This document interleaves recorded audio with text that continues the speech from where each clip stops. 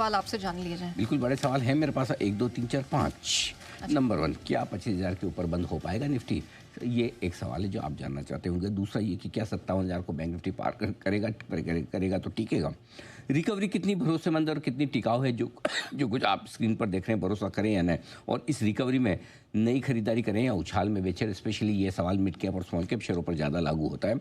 और आखिरी सवाल है कि रिजल्ट सीजन के बड़े बड़े खतरे खत्म हो गए हैं या फिर अभी भी झटके लग सकते हैं? ये जानना समझना ज़रूरी है। ओके, अब एक एक करके आप पूछिए। राइट सर, 25,080 ये हमने आज हाई छुआ और अभी 25,000 के इर्द गिर्द निफ्टी उसके ऊपर ही घूमता हुआ दिखाई दे रहा है।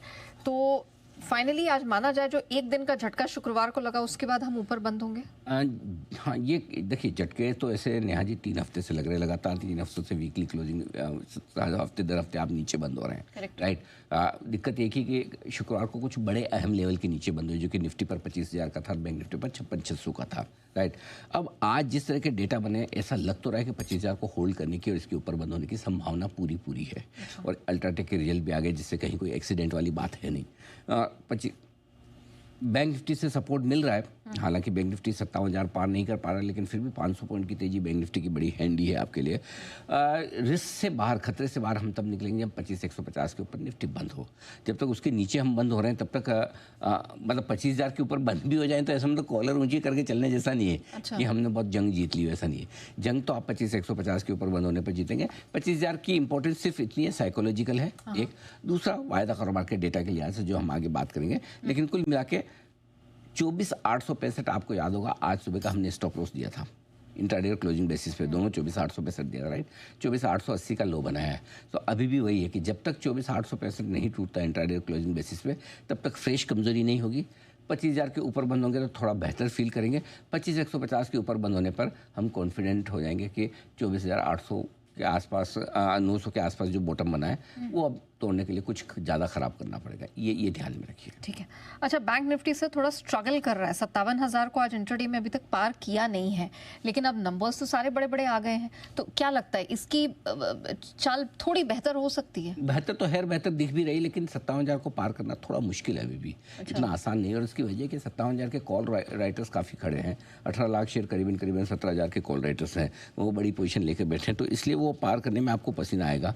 लेकिन कोई भी लेवल ना ऊपर ना नीचे की तरफ कभी आप ये नहीं कह सकते कि टूटेगा नहीं है, टूट नहीं सकता। टूटने में सब कुछ टूट सकता है, और अगर 57,000 के पार निकल कर टिके तो फिर एग्रेसिव शॉर्ट कवरिंग आएगी और फिर जो बैंक निफ्टी बदले की भावना से ऊपर जाएगा वो आपके पकड़ में नहीं आएगा। तो मेरा ये मानना है कि आज के लिए 57,000 पार करना मुश्किल है नेहा। उसके आसपास सप्लाई रहेगी, क्योंकि 2 रीज़न है। एक, कॉल राइटर्स बैठे हैं हाईएस्ट ओपन इंटरेस्ट लेकर, और दूसरा फंसे हुए ना। कल ही तो शुक्रवार को तो फंसे हैं लोग। तो फिर ऐसे में जैसे जैसे इस तरह की रिकवरी, जैसे जैसे प्राइस आती है, ट्रेडर्स हल्का होना चाहते हैं। अपनी प्राइस आए निकलो। तो इसलिए सप्लाई हर एक लेवल पे है। सो मेरा मानना 57,000 थोड़ा सा मुश्किल है बैंक निफ्टी के लिए पार करना। ओके, 57,000 मुश्किल ज़रूर है, लेकिन जिस तरह का टर्न अराउंड बैंक निफ्टी ने दिखाया है, इसको प्रीएम्प्ट पहले ही किया था और कहा था साफ तौर पर सर ने सुबह को ही कि आप यहाँ से शॉर्ट ना करें।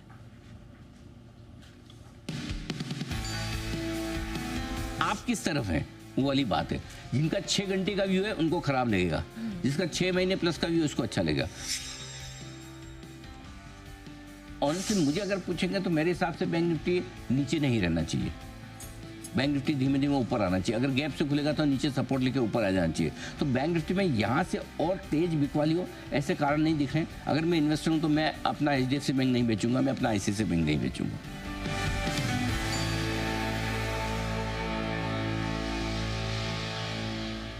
सर, ये सही समय पर बहुत ही साफ राय निकल कर आ गई थी, लेकिन अब सवाल ये है कि जिस तरह की रिकवरी आज हमने देखी है, कितनी भरोसेमंद है? तो इसमें यहाँ सिंपल सी था कि आपको HDFC बैंक के रिजल्ट पे कॉल लेना था। ICICI बैंक के रिजल्ट सबको अच्छे लग रहे थे, लेकिन वो नहीं चला, सोचिए उतना नहीं चला। जबकि result on the face of it ICICI bank के सबसे बेस्ट लग रहे थे, क्योंकि लॉन्ग पोजीशंस थोड़ी सी बनी हुई थी। HDFC बैंक को लेके पूरे वीकेंड पर सब चर्चाएं थी, बहुत ख़राब, ऐसा वैसा, भला बुरा, क्या क्या नहीं कहा लोगों ने। लेकिन HDFC बैंक ने तो कमाल ही कर दिया, जिस तरह के रिजल्ट दिखाकर मजबूती दी है। तो मेरा ये मानना है कि ऐसे में रिकवरी का जहाँ तक सवाल है, बैंकों के अच्छे रिजल्ट्स ने रिकवरी ट्रिगर की है। ये रिकवरी कोई रिलायंस ने ट्रिगर नहीं की है, बैंक्स ने की है, ICICI और HDFC ने की है।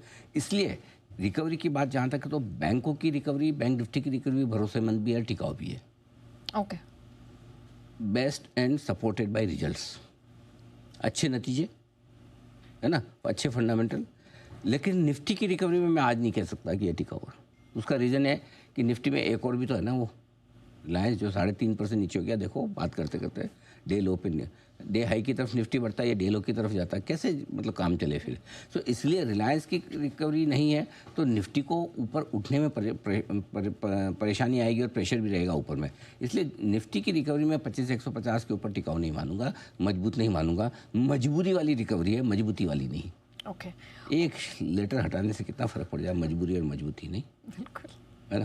तो वैसा है, आई एग्री। तो ये है। तो इसलिए बैंक निफ्टी की रिकवरी पे थोड़ा भरोसा है, और 57,000 के ऊपर निकल जाए तो भरोसा और बढ़ जाएगा। ओके, लेकिन आपको बता दें सर ने अभी जो 2 दिग्गज बैंकों का जिक्र यहाँ पर किया, उसमें नतीजों के बाद जो स्ट्रॉन्ग रिकमेंडेशन आई वो भी आप एक बार देख लीजिए। ICICI bank top class, wonderful, first class. 1413 के स्टॉप लॉस से खरीदिए, 1440 1455 के टारगेट लिए। हो सकता है इससे ज़्यादा बढ़े। मेरे हिसाब से तो मेरा दिल तो ये कहता है 4-5% बढ़ना चाहिए आईसीआईसीआई बैंक। आज बड़े बैंक में किसी को खरीदना होगा तो इन नंबर्स के बाद फर्स्ट चॉइस आईसीआईसीआई बैंक हो जाएगा, इसमें कोई डाउट नहीं। सबसे बढ़िया चीज़ 3 महीने में स्टॉक सिर्फ 1% बढ़ा हुआ है। तो अगर 4-5% बढ़े आज का ये हीरो बन जाए तो I will not be surprise, in fact I will enjoy it.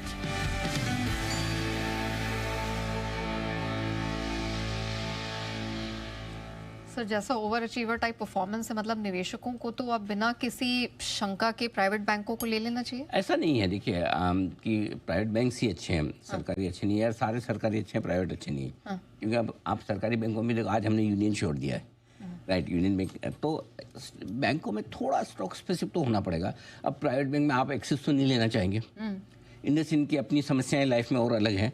So AU small वैसे अच्छा दिख रहा है नंबर्स कंपेरेटिवली। आप आरबीएल बंधन को देखो तो एयू के नंबर बहुत बढ़िया हैं, लेकिन एयू से जो एक्सपेक्टेशन उससे कम है। सो मेरा ये मानना है कि आपको देखना किसी लार्ज कैप क्या लेना है तो मिड कैप क्या लेना है, वैसे देखो। तो अगर आपको लार्ज कैप लेना है तो फिर आपका फंडा क्लियर है। मैं आईसीआईसीआई, एचडीएफसी और एसबीआई के बाहर नहीं जाऊँगा। अच्छा, मिड कैप लेना है तो फिर अपने नीचे आते हैं। फिर मिड कैप में हो सकता है मुझे कैनरा बैंक ज़्यादा पसंद है, ठीक है, मुझे वहाँ ज़्यादा अच्छा लगता है, या करूर वैश्य बैंक में ज़्यादा पसंद करूँगा, या थोड़ा सा नीचे आया तो सिटी यूनियन बैंक टाइप के। सो आप कैटेगरी वाइज जाइए बजाय पब्लिक और प्राइवेट के, क्योंकि प्राइवेट सेक्टर में भी ख़राब नंबर्स आ रहे हैं, सारे अच्छे नहीं है। पब्लिक सेक्टर में भी कुछ ख़राब आ रहे हैं, सारे अच्छे नहीं। तो इसलिए अपने थोड़ा सा स्टॉक स्पेसिफिक तो होना पड़ेगा, और रिजल्ट सीजन में नहीं होंगे तो कब होंगे। करेक्ट, ठीक है, डन। आइए